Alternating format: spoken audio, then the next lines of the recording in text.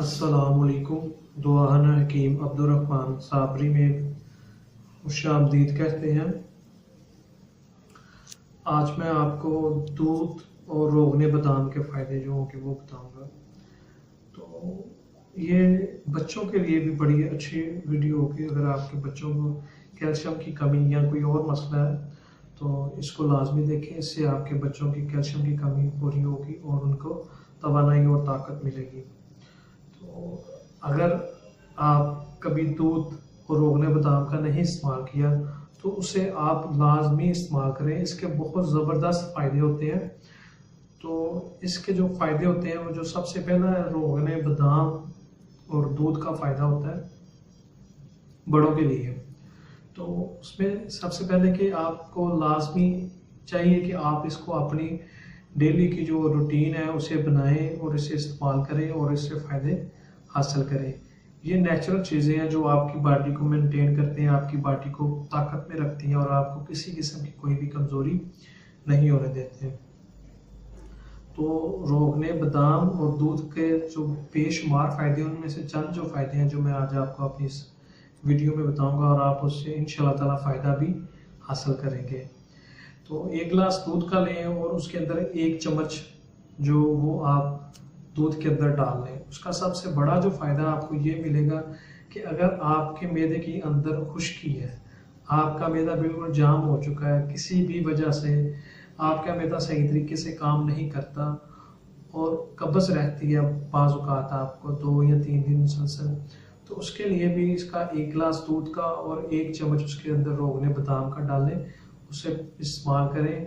पहले नंबर में तो वो आपका मैदा जो होगा वो दुरुस्त कर देगा और उसके बाद अगर आपको कब्ज़ का मसला है तो वो भी आपकी जो होगी वो ठीक कर देगा। उसके बाद अगर आप अपनी जो आपको कमज़ोरी का मसला रहता है, जिस्म आपका लागरपन है, जिस्म आपका सही तरीके से काम नहीं करता यानी कि सुस्ती रहती है, तो उसके लिए इसका बड़ा बेहद और मुफीद फ़ायदा है।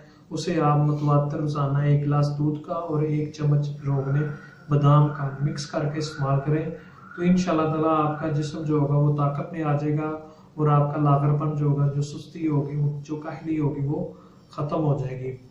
उसके बाद जिन लोगों का नज़र का मसला रहता है, नज़र तेज़ नहीं होती या जिनका दिमाग जो वो सही तरीके के साथ काम नहीं करता, जो लोग ऑफिस में बैठ के दिन भर थक जाते हैं या जिनकी स्क्रीन पे 2-4 मिनट या 10 मिनट मुतवातर देखते हैं तो उनकी नज़र कमज़ोर दर्द करना शुरू हो जाती है।